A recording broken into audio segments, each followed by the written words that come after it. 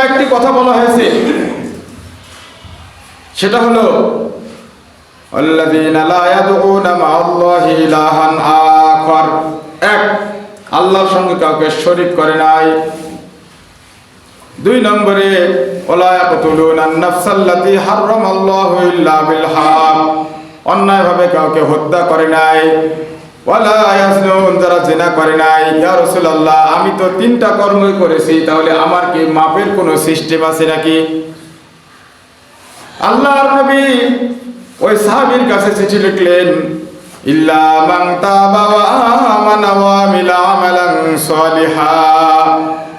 ওয়াসির কাছে চিঠি লিখলেন, ওয়াসি, যদি কোনো আল্লাহর বান্দা তওবা করে, ইল্লা মান তাবা ওয়া আমানা ওয়া আমিলা আমালান সালিহা, যদি কোনো আল্লাহর বান্দা যদি আল্লাহর কাছে তওবা করে, নেক আমল করে, তাহলে পরে আল্লাহ তাআলা তার সমস্ত গুনাহগুলো মাফ করে দিবেন।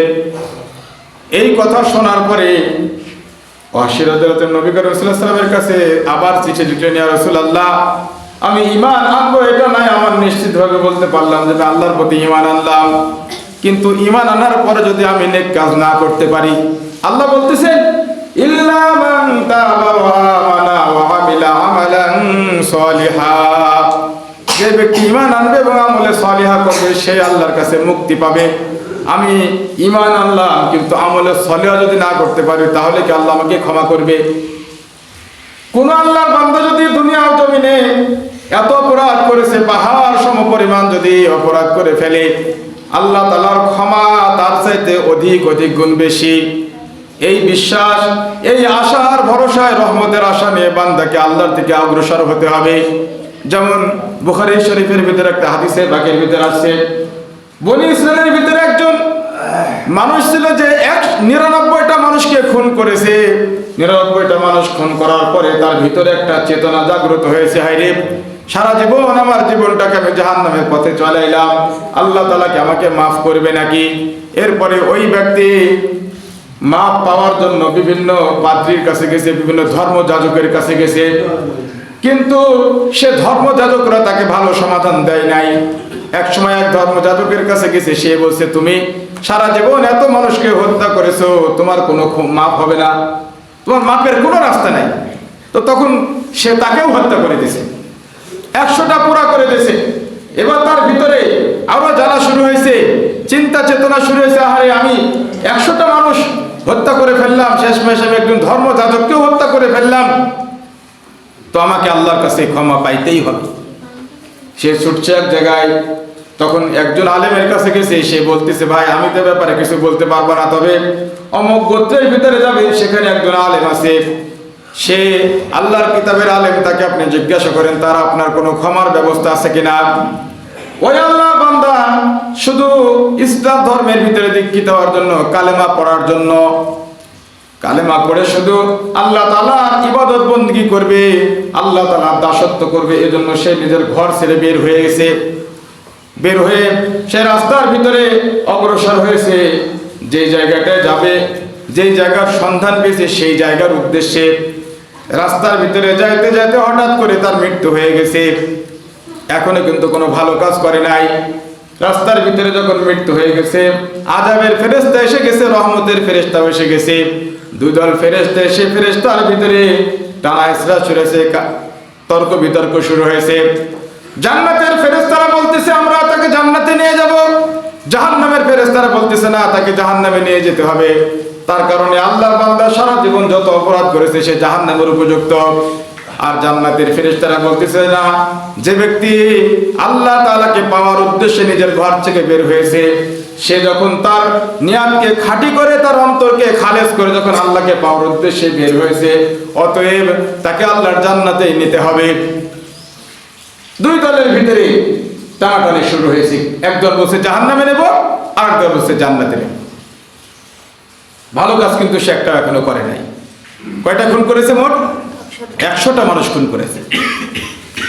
এরপরে আল্লাহ তাআলা ফেরেশতা পাঠালেন যে দূরত্ব মাপো, বাড়ি থেকে যে জায়গার উদ্দেশ্যে সে রওনা দিয়েছে ওই জায়গা আর বাড়ির দূরত্বটা মাঝামাঝি মেপে দেখো, সে বাড়ির কাছে নাকি ওই যে জায়গায় রওনা দিয়েছে সেই জায়গাটার কাছে। ফেরেশতারা সেটাকে মাপলো, মাপার পরে দেখলো 1 বিঘাত বা মুঠো হাত পরিমাণ জায়গা ওই আল্লাহর বান্দা যেই জায়গায় যাওয়ার তওবা করার জন্য ইচ্ছা করেছিল ওই জায়গাটায় সে 1 বিঘাত জায়গা অগ্রসর হয়ে গেছে। জান্নাতের ফেরেশতারা তাকে কোথায় নিয়ে গেল? জান্নাতে নিয়ে গেল। ওই যে 1 বিঘাত বা 1 মুঠো হাত জায়গা সে কোথায় গেছে? তওবা করার জায়গা থেকে সে অগ্রসর হয়েছে, আল্লাহ তাআলার পথে সে অগ্রসর হয়েছে। এজন্য আল্লাহ তাআলা তার বিগত জীবনের সমস্ত গুনাহ মাফ করে তাকে জান্নাত হিসেবে ঘোষণা করলেন। সুবহানাল্লাহ। এটা ছিল হলো আল্লাহ তাআলার রহমত। এটা কি সবার ব্যাপারে হবে? এটা সবার ব্যাপারে হয়তো হবে না। আল্লাহ তাআলার কোনো বান্দার ব্যাপারে হবে, আবার আল্লাহ ইচ্ছা করলে সবার ব্যাপারেও হবে। সেটা আল্লাহ তাআলার ইচ্ছা। ওই যে ওই বান্দা এই কথাই বলতেছে নবী করিম সাল্লাল্লাহু আলাইহি ওয়াসাল্লামের কাছে, ইয়া রাসূলুল্লাহ, কালেমা পড়লাম, ঈমান আনলাম, কিন্তু যদি আমি ঈমান আনার পর যদি আমলে সলিহা করতে না পারি তাহলে আমার কি দশা হবে, কি উপায়টা হবে? ইল্লা মান তাবা ওয়া আমানা ওয়া আমিলা আমালান সলিহা ওয়া লা ইউশরিক বিইবাদাতি রাব্বিহি আহাদা। আল্লাহর নবী এরপরে ওই সাহাবীর কাছে আবার চিঠি লিখলেন। ওই সাহাবী যখন চিঠি লিখেছে, ইয়া রাসূলুল্লাহ, আমি তো আমলে সলিহা যদি না করতে পারি তাহলে আল্লাহ আমাকে maaf করবে কিনা? ইন্নাল্লাহা লা ইয়াগফিরু আন ইউশরাকা বিহি ওয়া ইয়াগফিরু মা দুনা যালিকা লিমান ইয়াশা। আল্লাহ রাব্বুল আলামিন কোরআনে পাকের আয়াত নাযিল করে দিয়েছেন। আল্লাহ নবী চিঠির ভিতরে ওই ওয়াসির কাছে আবার লিখলেন, ওয়াসি, আল্লাহ তাআলা বলতেছেন, ইন্নাল্লাহা লা ইয়াগফিরু আন ইউশরাকা বিহি, আল্লাহ তাআলা ওই ব্যক্তির গুনাহ যে শিরক করেছে তার শিরকের গুনাহ আল্লাহ তাআলা maaf করবে না। ইন্নাল্লাহা লা ইয়াগফিরু আন ইউশরাকা বিহি ওয়া ইয়াগফিরু মা দুনা যালিকা লিমান ইয়াশা। কোন আল্লাহর বান্দা যদি শিরক ভিন্ন অন্য কোনো অপরাধ করে তাহলে আল্লাহ তাআলা চাইলে তাকে maaf করে দিবে। তখন এই সাহাবী বলতেছেন, যদি আল্লাহ চায় তাহলে maaf হবে, যদি আল্লাহ না চায় তাহলে কি হবে? আল্লাহ চাইলে maaf করে দিবে, আমি যদি না চাই আমি maaf পাবো কিনা সেটা তো আমার নিশ্চিত হইলাম না। তাহলে একটা হলো তো আমল, ঈমান আনলে আমল করলে maaf পাওয়া যাবে। আমি ঈমান আনলাম কিন্তু আমল করতে পারলাম না, আবার ঠিক শিরক করলাম কিন্তু আল্লাহ তাআলা আমার হয়তো ব্যাপারে maaf করার কি গেল না, ইরাদা আল্লাহ করলেন, আল্লাহ তাআলা চাহিদা হলো না, তাহলে আমার কি অবস্থা হবে?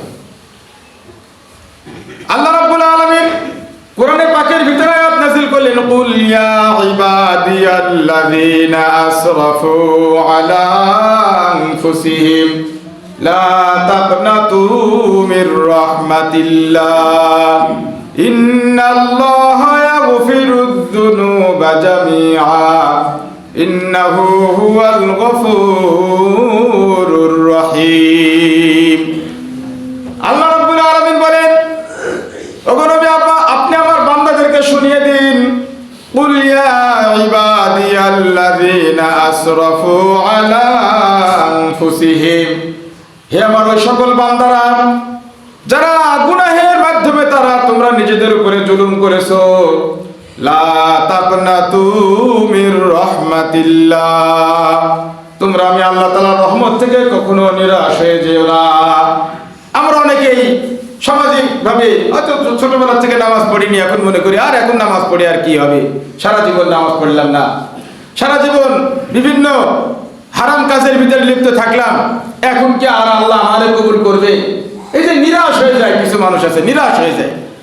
আল্লাহ তাআলার রহমত যে অফুরন্ত অসীম, সেই রহমতের আশা আমাদের ভিতরে থাকে না, যার কারণে আমরা কি হয়ে যায় বলেন? নিরাশ হয়ে যায়।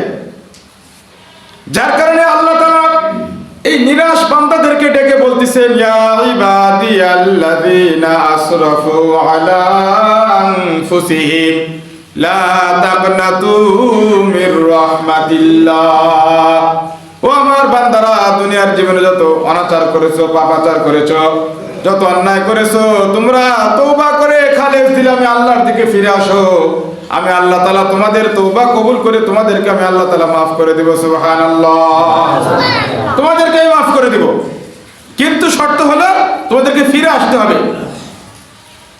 তওবা কাকে বলে?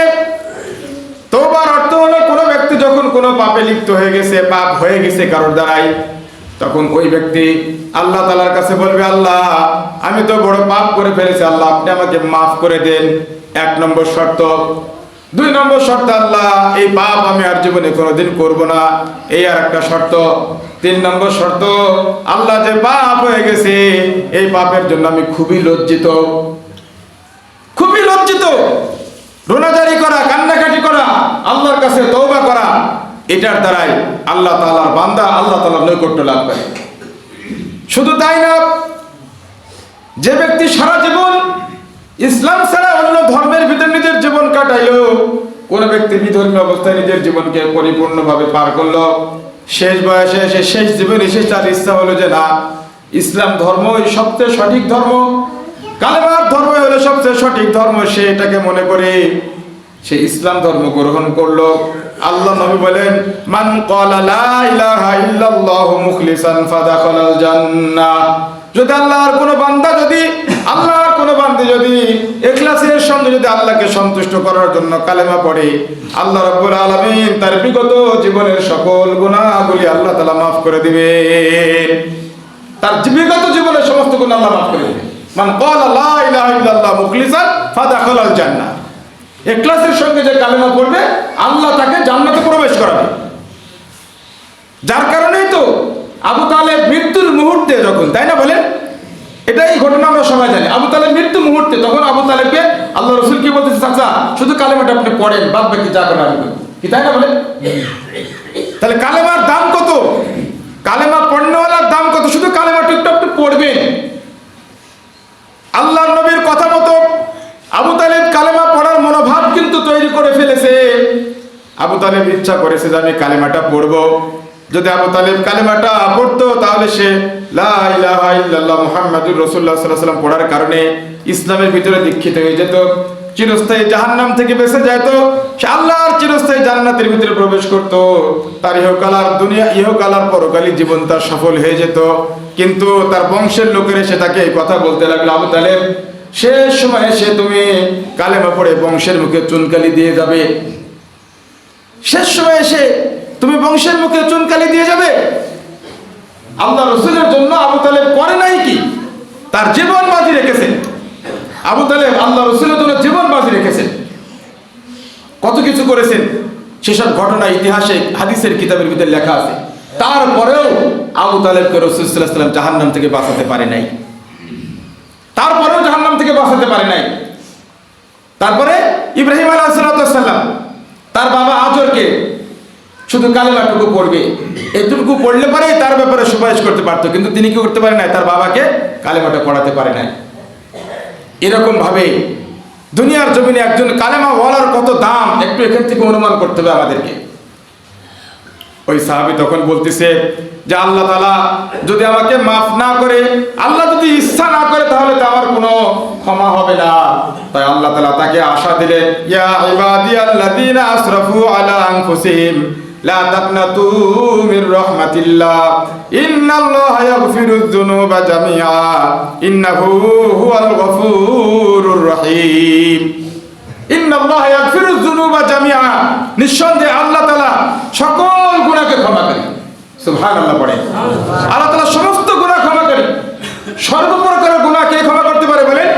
আল্লাহই ক্ষমা করতে পারে। সে আল্লাহর কাছে আমাদেরকে তওবা করে ফিরে আসতে হবে, সে আল্লাহর কাছে আমাদেরকে তওবা করতে হবে, রোনাজারি করতে হবে, কান্নাকাটি করতে হবে। জীবনে যত পাপ করেছে আল্লাহ, যত প্রকারের পাপ আছে আল্লাহ, সমস্ত পাপ থেকে আমি তওবা করে ফিরে আসছি তোমার দিকে।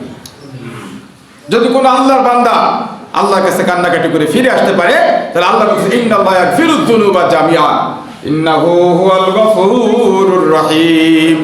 নিঃসন্দেহে আল্লাহ তাআলা সমস্ত গুনাহ ক্ষমাকারী এবং তিনি অত্যন্ত অত্যন্ত ক্ষমাশীল এবং অত্যন্ত দয়ালু, অত্যন্ত ক্ষমাশীল, অত্যন্ত দয়ালু। এজন্য আল্লাহ তাআলাকে ক্ষমাশীল আর দয়াবান মনে করে আমরা দুনিয়ার জমিনে আল্লাহ তাআলার কাছে তওবা করে আল্লাহর দিকে অগ্রসর হব। তবে এই আশাটা কোনো সময় রাখবেন না ভিতরে যে আল্লাহ তো রহমানুর রহিম, আল্লাহ তো দয়াশীল, আল্লাহ আমাকে ক্ষমা করে দিবেন, এরকম না। এজন্য নবী করিম সাল্লাল্লাহু আলাইহি ওয়াসাল্লাম বলতেছেন, আত-তাইবু মিনায যামবি কামান লা যামবা লাহু। তওবা থেকে, গুনাহ থেকে তওবাকারী ব্যক্তি কেমন যেন তার কোনো গুনাহ নাই। আত-তাইবু মিনায যামবি কামান লা যামবা লাহু। যে ব্যক্তি গুনাহ করার পরে আল্লাহর কাছে তওবা করেছে, ওই ব্যক্তির ব্যাপারে নবীজি বলতেছেন, আত-তাইবু মিনাজ যামবি কামান লা যামবা লাহু। গুনাহ থেকে তওবাকারী ব্যক্তি কেমন যেন সে গুনাহই করেনি, অর্থাৎ তাকে আল্লাহর কাছে ফিরে আসতে হলে সেই ইখলাস নিয়ে, সেই আগ্রহ নিয়ে, সেই অন্তর নিয়ে অনুতপ্ত হয়ে ক্ষমা চেয়ে ফিরে আসতে হবে আল্লাহর দিকে, তাহলে আল্লাহ তাআলা তাকে ক্ষমা করবেন। আল্লাহ তাআলা আমাদের সবাইকে তওবাকারীদের অন্তর্ভুক্ত। নবী করিম সাল্লাল্লাহু আলাইহি ওয়াসাল্লাম আগে পিছিয়ে সমস্ত গুনাহ মাফ, তবু আল্লাহ রাসূল সাল্লাল্লাহু আলাইহি ওয়াসাল্লাম সকাল সন্ধ্যা আল্লাহর কাছে 100 বার 200 বার করে আল্লাহ তাআলার কাছে ক্ষমা চাইতেন। এটা কি আল্লাহ রাসূলের পাপের জন্য? আল্লাহ রাসূল উম্মতকে শিক্ষা দিয়েছেন এগুলা।